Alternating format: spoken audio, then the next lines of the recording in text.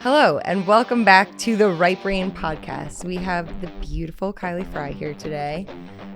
She is a brand new duet that just came out with Randall King. Yep. And her new EP is coming out on October 23rd called Half a Mind. So you guys have to check it out. We're fitting for the podcast. Yeah, exactly. We're talking about half the brain. I took the doctor over here to put that together for me, but I'm like, oh wow, that actually works out really perfect with the title of my I could have also been a songwriter. So, since we had a songwriter who came up with the title, right?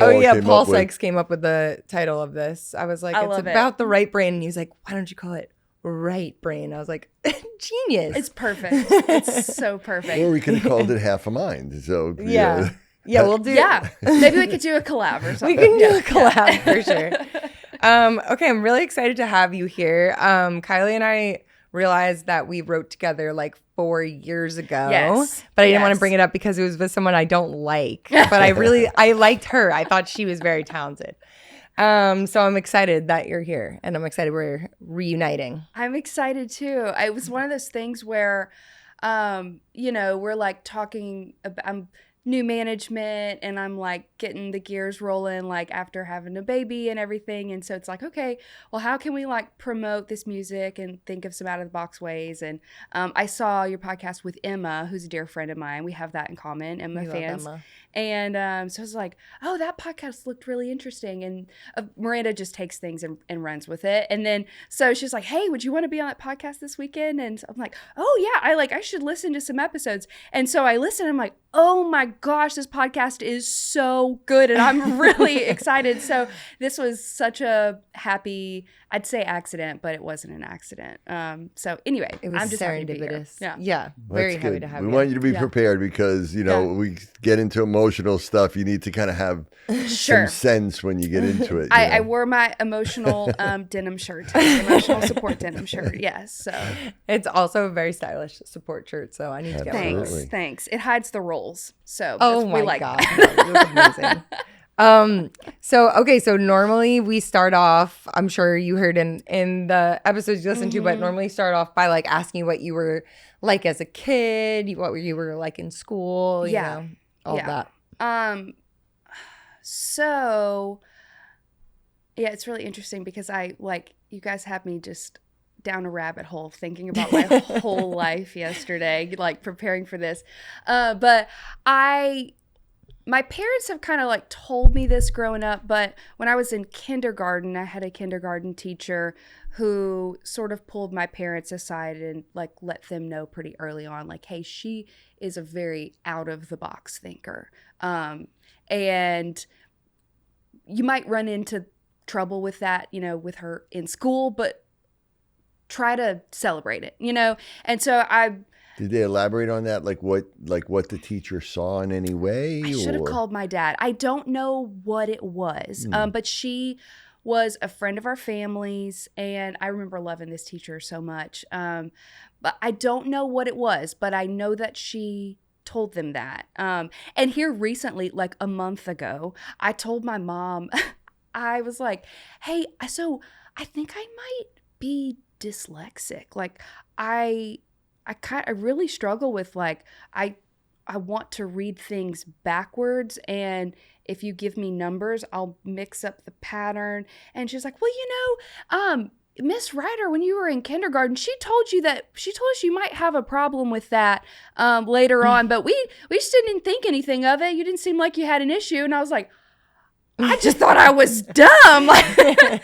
And so apparently she said that too, that I might have a trouble with dyslexia. And so I have no idea. I have no clue, but there was that. Well, the answer to that, I don't know if you've listened to some of our episodes, there's a lot of singer-songwriters that also were dyslexic. Okay. And that kind of goes along with the whole theme of what we talk about, how, that is usually found with people that are very gifted in the right brain, especially in songwriting. Like songwriting is like the same area on the right brain. The opposite side is essentially your reading part of your brain and the part you do numbers with. So when that's so high, that other side might be lower. Okay. And so, that's where that comes from. And basically, dyslexia it's not just about reversing or transposing things. It's really about if you just have struggling with like basic word reading, you know, like if you it was harder for you to learn like phonics or,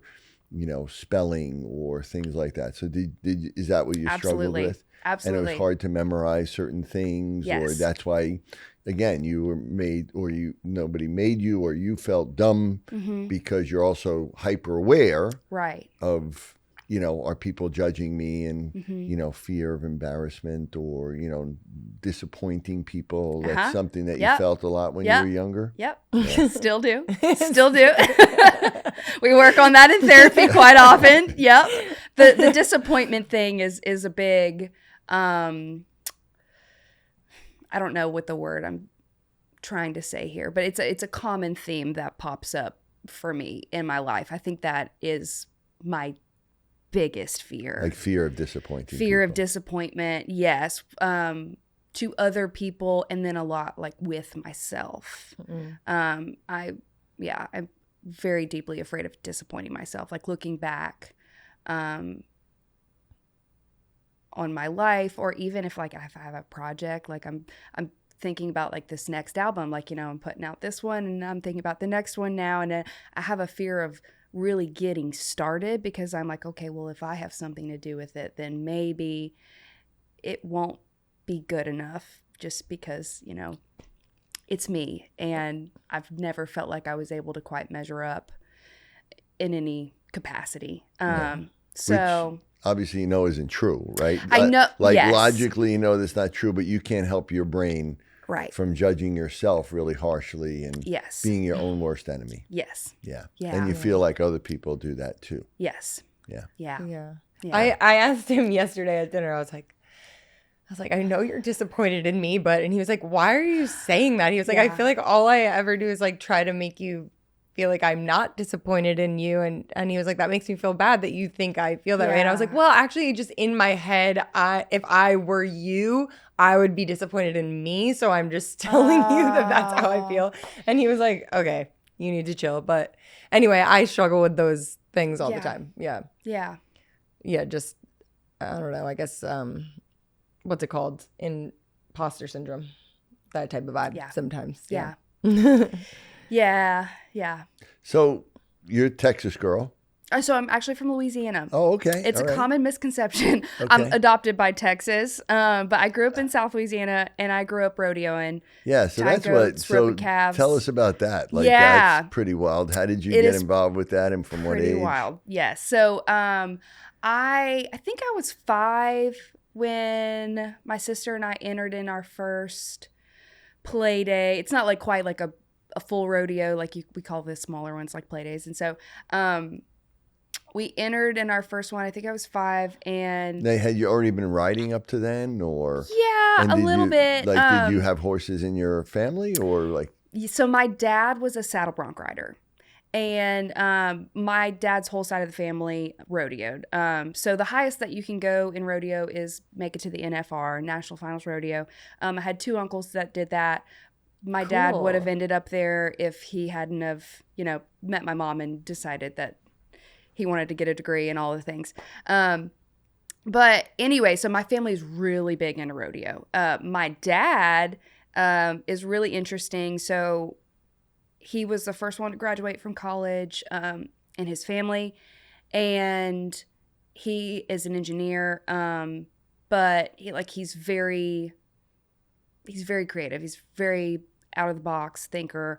And so anyway, he was always like pretty weird to his family and to like his friends that rodeoed and whatnot, you know?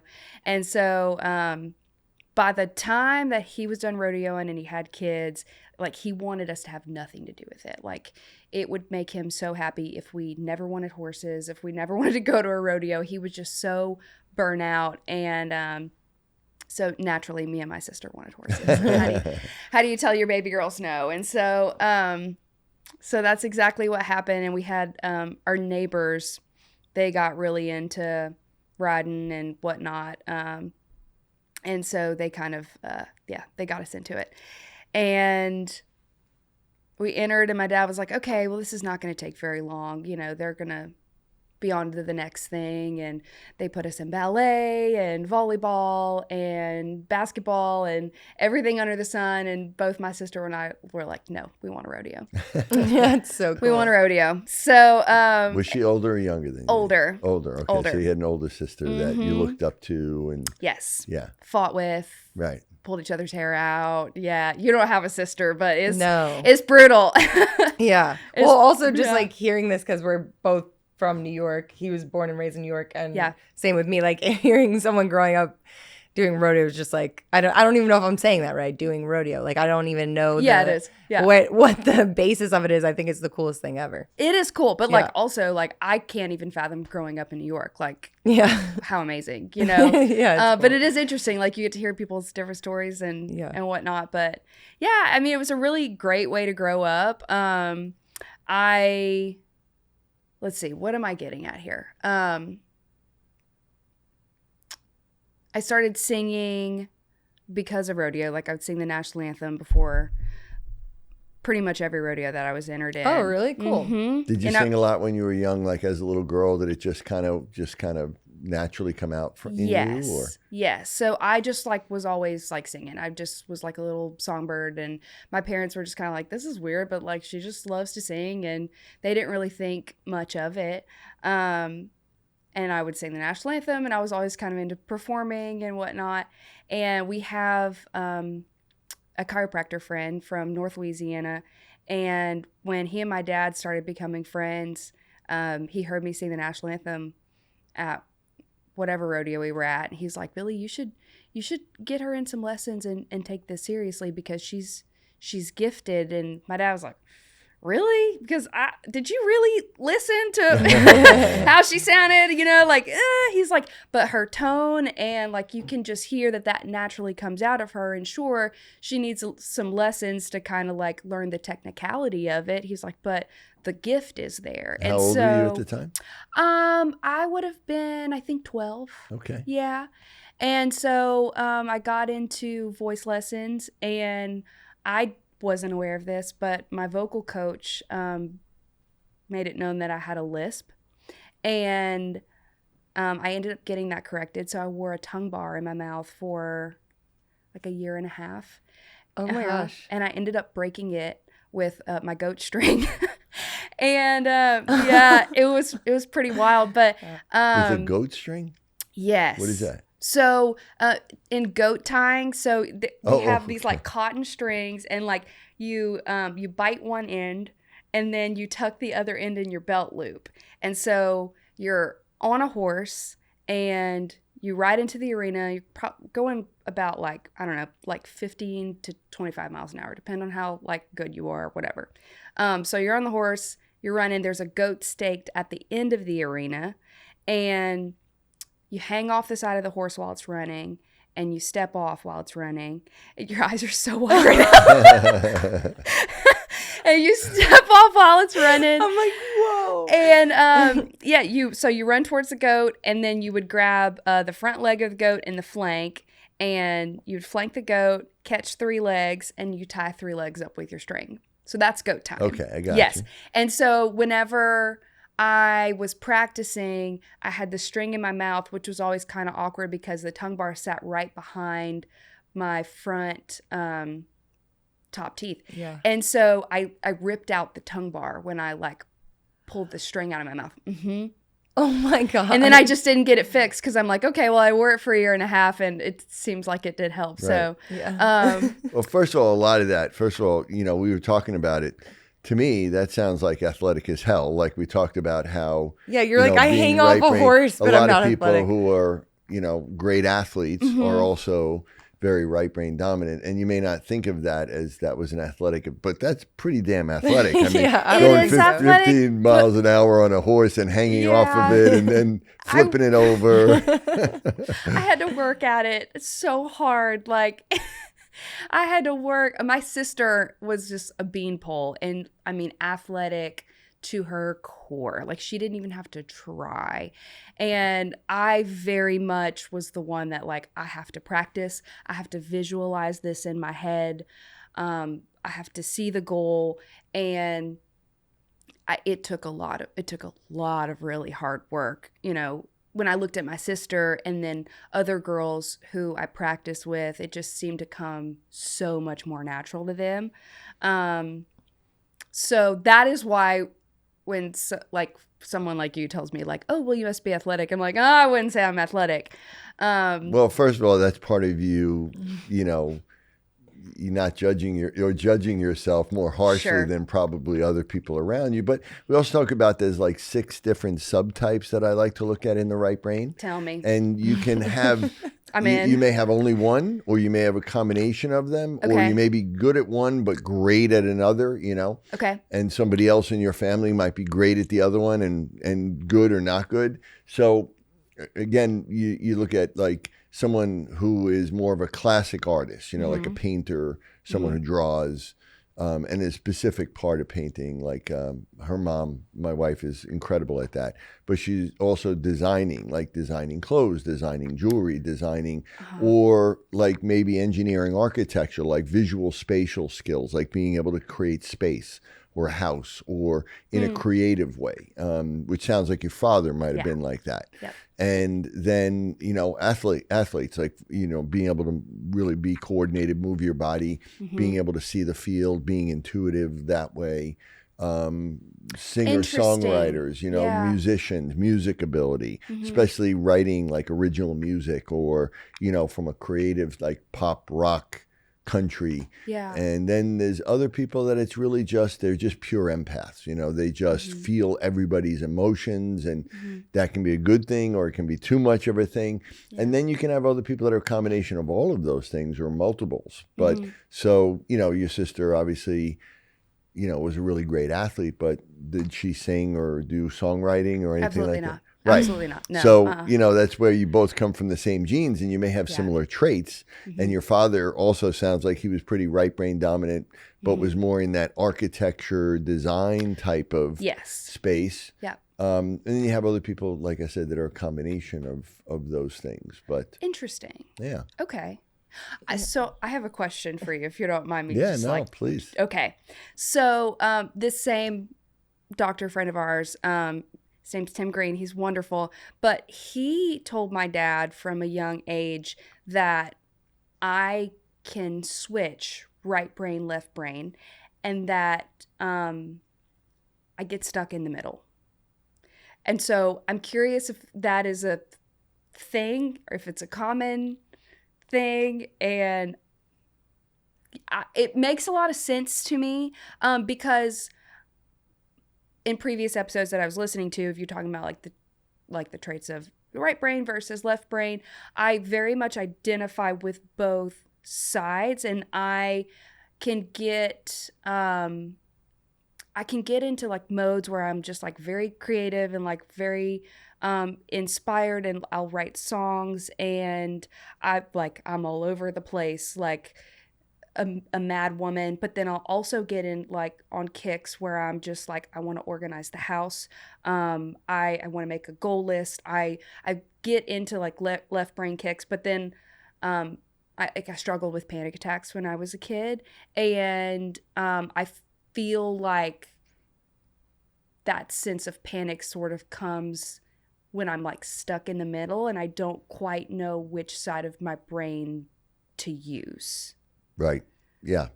Yeah. So you raise a lot of great questions with that. And it's actually interesting because we haven't really talked about that. But so, you know, there's what your natural personality traits are. And I believe that everybody is either a little bit more right brain or left brain dominant. And it's fairly mixed, right? It's kind of like being left-handed or right-handed. No one's supposed to be ambidextrous. Or what we call mixed dominance. You should have a clear differentiation between one side. I think also with the brain, but there are extreme versions of that, right? So where you get people that are so right brain dominant and that it holds back their left brain. And that's typically like dyslexia. And if you have that in some way, then it's pretty clear that that's there, right? But doing different things, people, you know, can, especially when you're doing some sort of athletic or sport or something, or whether you're dancing or singing, or, you know, you have to build a certain level of confidence. Or if you are talented, then you also learn how to work. Like you say, you develop this really strong work ethic. Yeah. And a lot of that, when you're making yourself do things that might be hard, is probably working on those left brain skills that are weak. And you're engaging those in a bit, right? So that you're trying to bring them up, and you might actually get really good at some of those skills and be able to tap into them. But then when you're tapping into the opposite skill, it might make it hard to access that, and it may feel like you're stuck. Okay. But what happens is, we want flow in the brain. We want both sides of the brain to be engaged. We want both sides to work together. And there should be this natural flow. It's really interesting. We had this kid this past week. I've talked about him before. He's on my Instagram, Wesley. He's an amazing kid, was a non-speaking autistic kid, and never spoke a word. He was 12 years old, and now he's doing great. But it was really fascinating because we were trying to do something called the interactive metronome with him, right? Which just gave one to her the other day so she can start to work on my brain. And it's something that works on timing and coordination, and try to get both of your sides of your body and improve the speed of processing and make that equal and make your brain waves all kind of resonate with one another.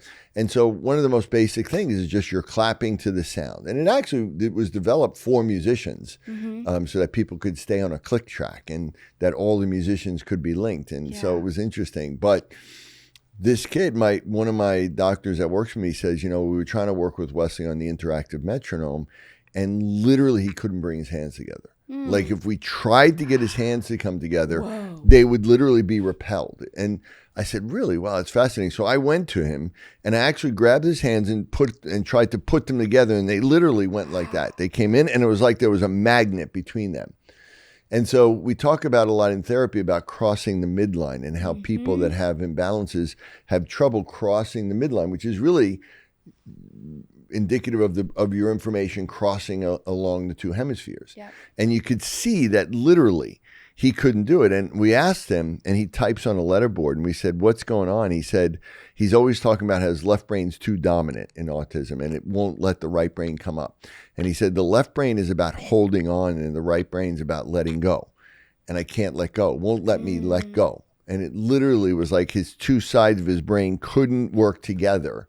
And he couldn't even bring his hands together. It was the wildest thing. Eventually, we did get him doing it, and we got him to actually try to. He couldn't cross his hands. Like, we had to do it for him, and it's pretty wild. So it's kind of almost what you're describing, right? That really kind of happens, and it can happen if one side is so strong and the other side isn't.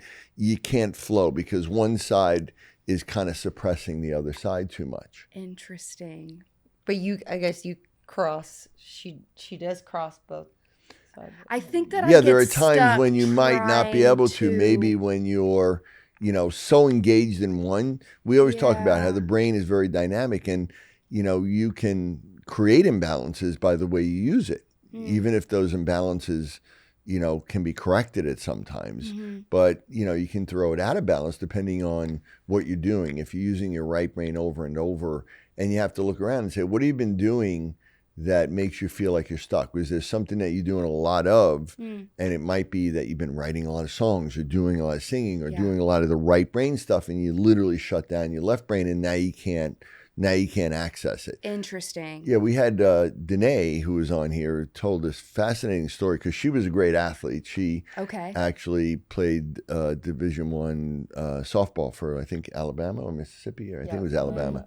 And she had a couple of concussions.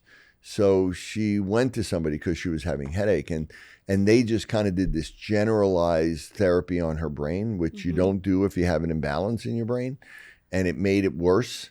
And she literally got to the point where when she went home, she couldn't speak. She had such a bad stutter that she couldn't actually even talk to somebody on the phone, and she had so much anxiety that she couldn't leave her house. And that what helped her was she went to talk therapy, and talk therapy is very left brain. And then she would do things on her own, like to really organize her goals and write things down and try to really engage her left brain. And she did those things, and her stutter went away, and she kind of brought herself out of it that way. Fascinating. Yeah. Yeah. Wow, my dad had a stutter growing up.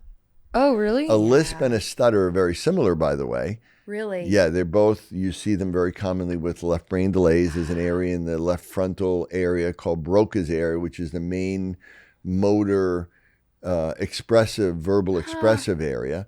And if that area is a little bit underdeveloped or undercooked, then you may get somebody who stutters, or you may get somebody who has a lisp or has some articulation problems with speech. Interesting. I would have never related like a lisp to a neurological thing. I always was told, oh, your muscles just didn't develop. Oh, yeah. And, you know, like these deep, like muscles in your tongue just didn't develop as a kid. But that actually makes a lot of sense that it would be more of a neurological. No, if you have him as your dad, he'll often tell I you know I have so many questions for you. I'm like, what? My whole life, he'd be like, maybe if you didn't hit your head that one time, things would be different. I'd be like, okay, I don't know what you want me to do about that. Oh my gosh.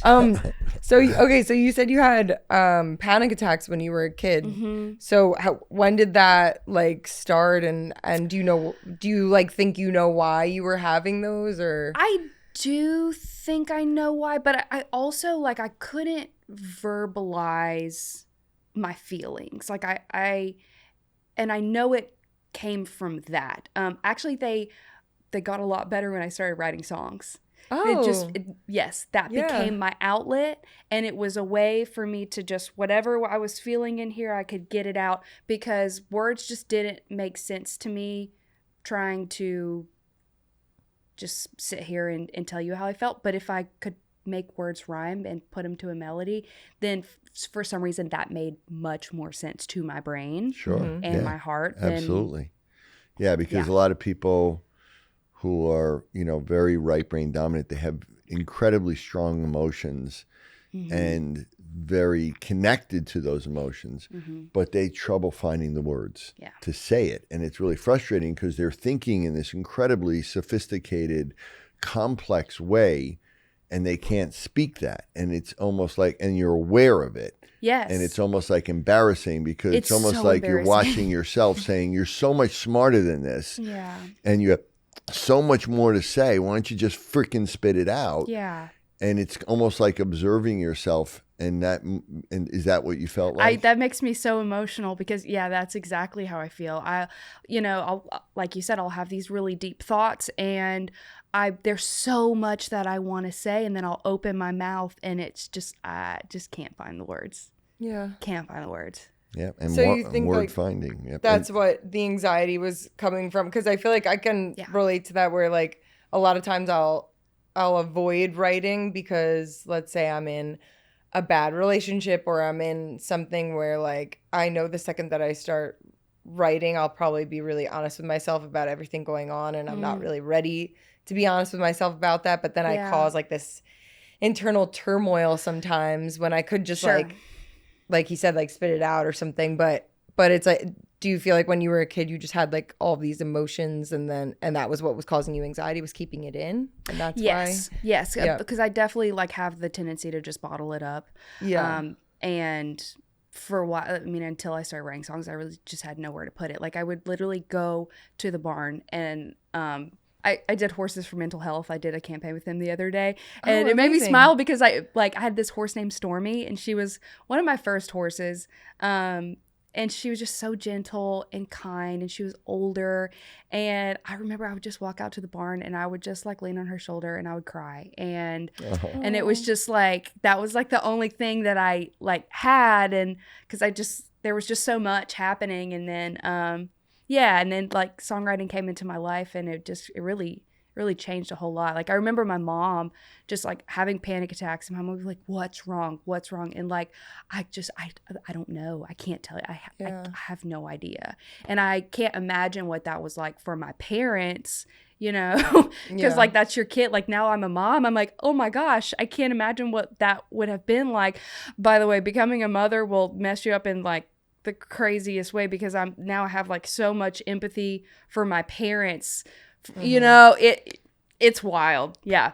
But I can't imagine how they must have felt. And it's like, I I hope that they didn't think that like they had done anything wrong or whatever, because it truly just, I don't know, it was just like a short, you know? Yeah. Yeah. Yeah. Yeah. Yeah. And so would you say that the emotions when you had a panic attack, was it anxiety? Was it fear? Was it like a sense of danger? Was it like, you know, again, a fear that you were going to disappoint somebody? I mean, can you say what the emotions were? I think it was fear of disappointment, because there was just a lot of like, you know, like in school, like the creativity is not really celebrated a whole You're exactly lot. right. And, Yes. And I was like, I never really felt like I fit in anywhere, which I like really wanted to. And like, you know, my sister was a beanpole, and like this rodeo thing came like so easy to her. And I don't know, I was always like measuring myself like to my sister, and my mom was like drop dead gorgeous. She still is. And I was the chunky kid who just had a lot of feelings and, you know, wanted to sing and eat ice cream. Yeah. So how did and I just felt like misunderstood, you know? Yeah.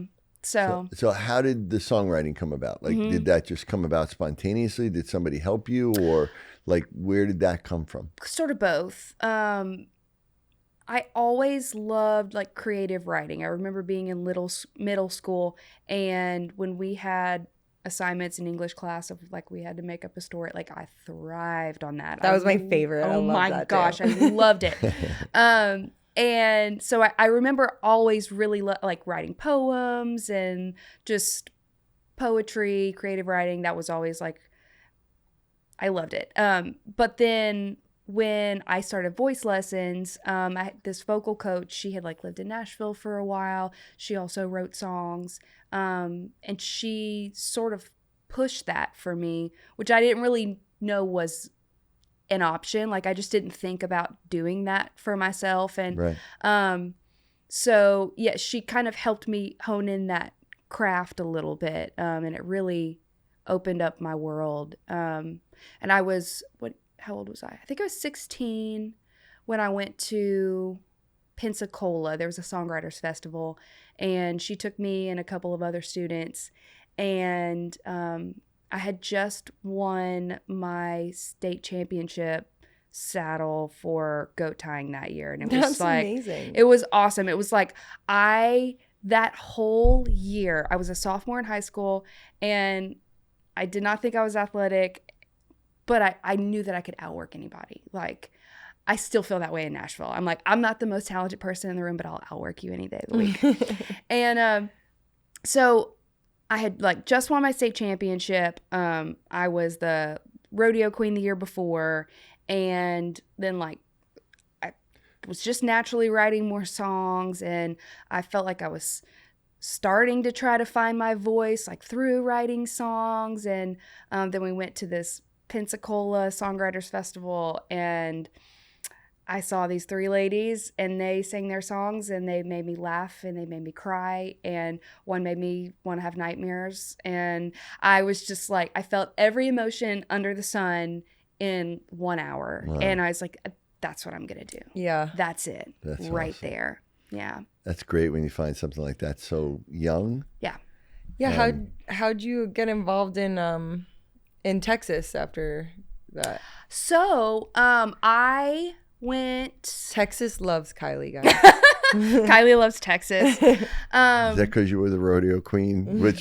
What does that mean exactly? So it's a pageant, but for cowgirls. So, duh. Yeah. So it's like a beauty pageant. It's a beauty pageant, but so you also... won a beauty pageant, you won a state championship. Yes. And you were 16 writing songs, and you still had a lot of self-doubt. Yes. I know. I like look back on myself, and I'm like, man, I was so hard on myself. Yeah. And it's like the most like successful people always are. You know, it's like the people that should be hard on themselves are not, and they're just chilling. And then like well, it's the people that are working really hard are like, I hate myself. It's exactly the classic right brain thing. I mean, that's it. You know. Yeah. So again, had the Texas. Oh, so when I graduated high school, I went to one semester of community college back home at LSUE. And during that time, I got a polyp on my vocal cord. That sucks. Yeah, I was playing like 3 or 4 nights a week for like 3 hours at a time, like minimum. But then people would throw a couple extra $100 in the bucket, and I'd be like, cool, I'll play another hour. And it was just me and a guitar player who was helping me out. So I was doing all of the singing. I was making so much cash. It was awesome. And so I'm right out of high school, cash money, like, and playing all of these gigs. I was supposed to come up to Nashville to go to MTSU. It just didn't feel right. It was just a gut feeling. And I was like so ready to get out of my hometown. It didn't make sense to me, but so I stayed. And I went to LSUE. I was working at my aunt's Western store. And early on in that semester is when I found out that I had a polyp on my vocal cord.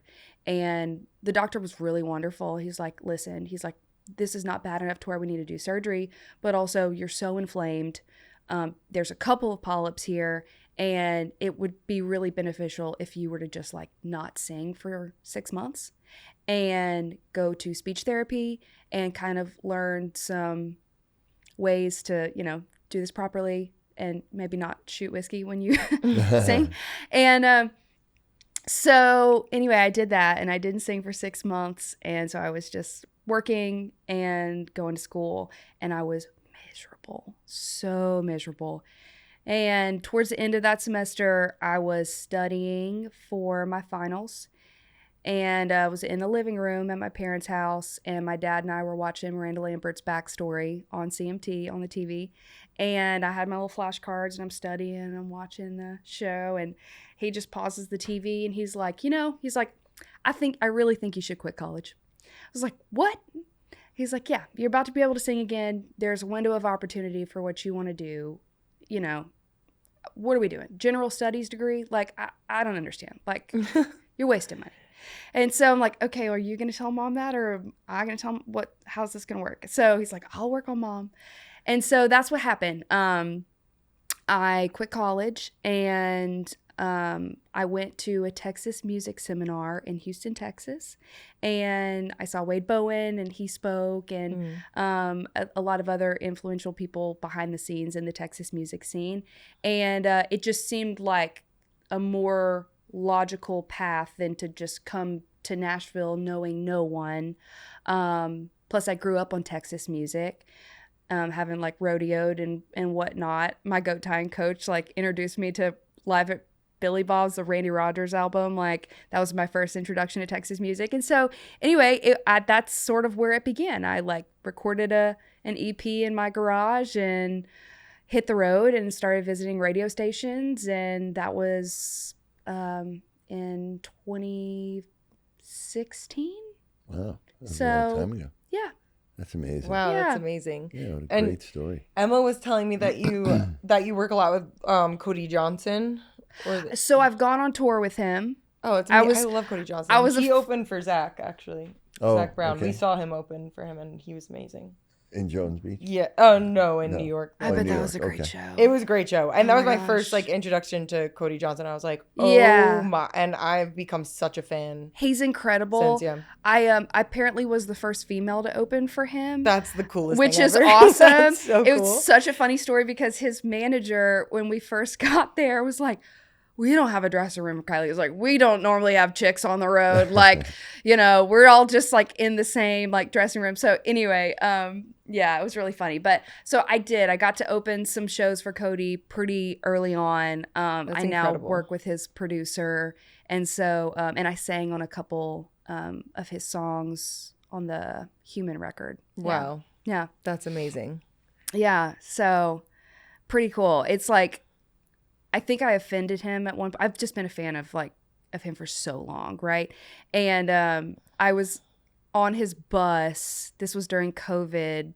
We did like a live stream thing together, and he was playing me some of his new mixes. I was playing him some of my music, and I just looked at him. I was like, "How old are you?" And he was like, I think at the time he was 33, and I was like, "Wow." And he's like, "Why? What do you mean?" And I was like, you've just done so much. And like, I was just like in such awe, like, Yeah. and because I've just been a fan from like that very first record, and so to just have watched his career from the beginning to like where it is now, and have sang on some songs. It just is, it's really cool, and it makes someone like me feel like, okay, that's possible. Yeah, it's really cool.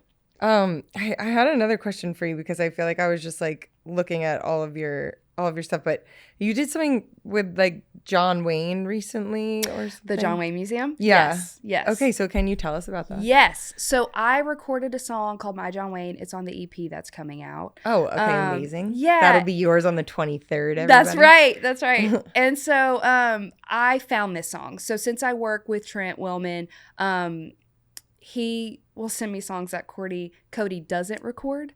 So I kind of get like the reject pile, which is amazing.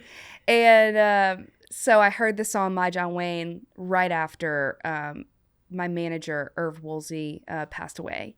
And the one thing that we said about Irv during that time. Did you? I bet you did. If you went to Losers at all, you met him. I did, yes. Yep. Yeah. Oh, wow. I didn't realize he was your manager. That's and like we just all said like that he was so John Wayne. Like that was just the common theme that everyone said around that time when he passed. It's like we couldn't believe it. Like we just thought he would live forever. And so I heard that song, and immediately I knew that I needed to record it. And so I did. And this was months and months later. But my cousin is a bulldogger. He rodeos professionally. And he has a friend who, his friend's mom is really good friends with Anita, who is John Wayne's oldest granddaughter. And so she connected us. And so she sent me all kind of merch and whatnot. And then when we were down in Fort Worth, she had me go to the John Wayne Museum. They gave us a tour. And now I'm singing the anthem. When is that? November 8th, down in Fort Worth, the John Wayne Foundation does a 5K, and so I'm going to sing the anthem for them. But it's like the most random but coolest relationship. I still have not met her, by the way. But yeah, just to like, I don't know, be affiliated with the John Wayne Museum and Foundation in any way is just kind of surreal to me. Yeah, that's pretty incredible. That's really cool, because I think, it's so great because, I mean, obviously growing up for me, John Wayne was huge, right? Yep. And a lot of people now, probably don't even know who he was. He was a very famous actor, did a lot of cowboy stuff, True Grit, one of the coolest movies of all time. One of the greatest movies ever is called The Quiet Man. I don't know if you ever saw that. No, I haven't seen that one. With Maureen O'Hara. It's about, unbelievable. We used to watch that every year with my family. He was just such a cool, like bigger than life, like the classic, like movie star, and it's so great because you never hear his name much, and it's great that somebody like you is, bringing that back. It's awesome. It's great. It feels really cool. It, during that tour, what amazed me was like he knew that there was a higher calling on his life. Like you could tell, like the intention that he had with everything that he did. He kept every piece of mail. Like he was just so gracious to everyone around him. He gave anyone that worked on his movies had a mug with the logo of the movie and a gold handle. It just there were so many little details of, I know that this is gonna live on one day. But yet he was so humble. His life amazes me. Yeah, that's cool. Yeah. That's cool. My wife and I used to rent a house in California around Newport Beach, and he used to live out there. And you'd go on the waterway and you'd pass his old house and everything, and that was a big thing for him out there. So it was very cool. It was really, I didn't know you were such a John Wayne fan. That's pretty perfect. Growing up, he's like just spitting all these facts about his life. He was such one of those actors that was so like dominant when we were younger. It was just, he was like one of those American, actors that just you grew up with, and so you just don't talk about it much, and not watching a lot of those movies with you guys. But it's funny because I had someone who's like high up in the business. They heard that song and they're like, "Oh my gosh, this song is so great." They're like, "But unfortunately, no one knows who John Wayne is anymore." And I'm like, I disagree. I disagree, but also I get it. It's like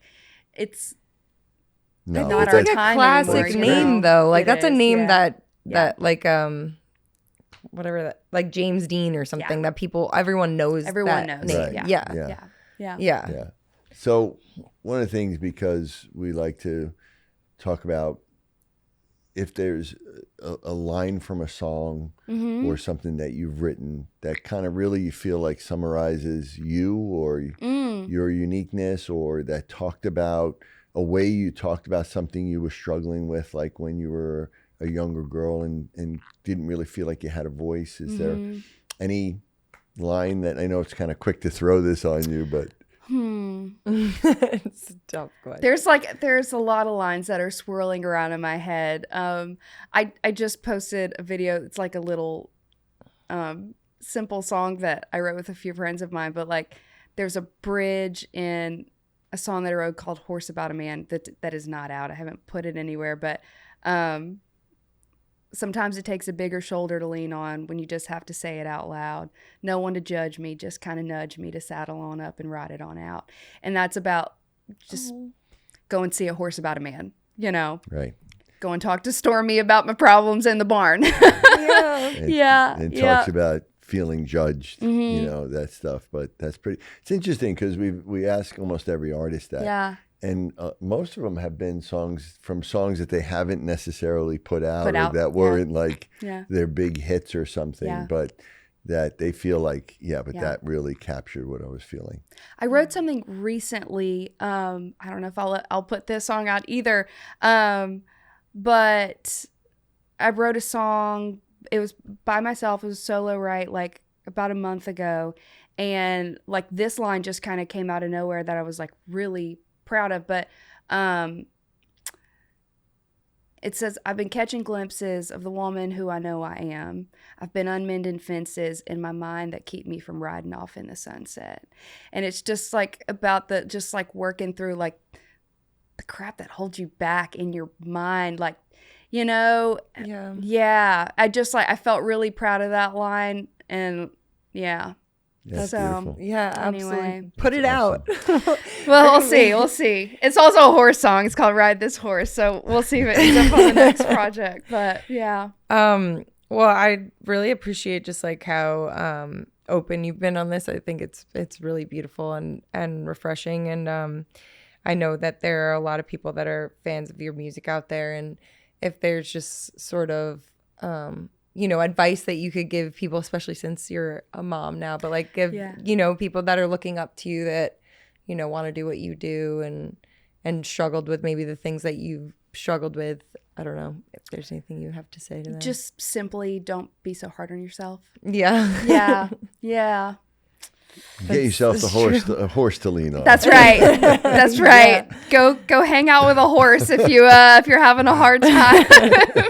Oh, Dad, can you buy me a horse? It's never too late. I wish I knew it when you were young. I would have gotten a horse. I have a question for you, if you don't mind. Sure. Do you have any advice for a first-time mom raising a young boy?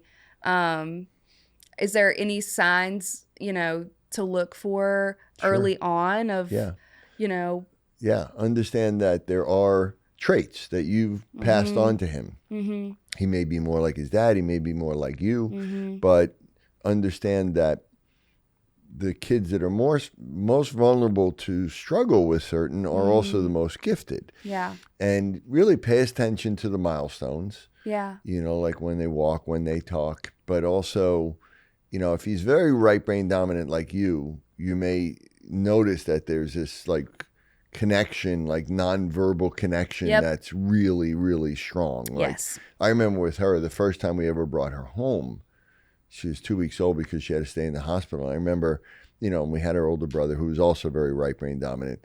But I remember the first time I held her in my arms, she just looked at me and smiled. And I was like, whoa, kids aren't supposed to do that. And it was like this connection.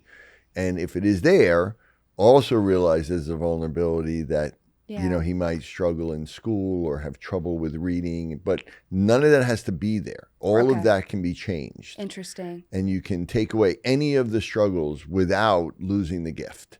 Okay. So, if anything, like if he struggles with spelling or reading, and you know, a teacher comes up and says he's out of the box, what does that mean? Well, maybe he may struggle. Doesn't have to be. So you can change that, and people will tell you that it's a lifelong thing and you just have to accept it, and it's not true. Okay, thank you. Can I share something really quick before we leave? Sure. Of course. So when I had him, it was such a long labor. It was a very, very, very long labor. But he finally came out, and when he did come out, he wasn't breathing. But I had this piece. I also was on drugs. But there was this piece inside that I knew he was going to be okay. Yeah. Like, you know, he immediately went from me to under the light. They were trying to get him to breathe, all of this stuff. So it was a solid 5, if not like 7 minutes before, could have even been 10. Again, I was on drugs. But before he came over to me. And so, but when he finally did come over to me, they put this limp little baby on my chest, and I'm laying down, and he takes both of his hands and he puts them on my chest, and he lifts his head up and looks at me straight in the eyes, and then just goes back limp. Wow. And I mean, it wasn't like he could just hold his head up from day one. You know, It took a while for him to actually hold his head up, but the fact that he did that, it was amazing. It was incredible. It was incredible, and I was just like, I don't think babies are supposed to do that. No, it's interesting because it's almost like, you know, as a parent, you're like, I can't wait to see what this baby's going to look like and look at it. But it's interesting to think that a baby might, in a way, be thinking about the same way. I can't wait to see this woman that I've been in for all this time and look up. That is amazing. You just locked eyes. Yeah. It was awesome. So he may be a very right brain dominant kid, and I so think therefore so. He's very emotional, very sensitive, but you know, and just be aware of that. But any struggles doesn't have to be there. All of those can be corrected or taken away. And, awesome. Yeah. Thanks for saying that. Yeah. That's really cool. Yeah. My pleasure. Thank you guys for having me. This is wonderful. Oh, yeah, it's been amazing. Wow. Yeah. Thank you so much for being here. I can't wait to dive into all your music. You're gonna definitely like it. It's great because doing this podcast, I'm meeting all these people and being introduced to. Whenever she comes home, she's always like, "All right, Dad, here's some music I'm gonna play for you," and I'm like, You never heard any of this, and I'm like, this is so great. We could have a Kylie Frey Thanksgiving. We drive to our upstate house every year for like a couple hours, and I always do deep dive. So I'll do a deep dive of your music this time. That's awesome. Very cool. That'd be great. Very cool. Well, thank you guys. Well, thank you for being here. Absolutely. I'm very happy that we reunited. Me too. Me too. Okay. Let's get you guys writing again. Let's I can't do wait it. to hear what Yes, you guys. let's do it. Can't wait to hear you collaborate. That'd be awesome. All right, guys. Until next time. Love you. Love you. Bye.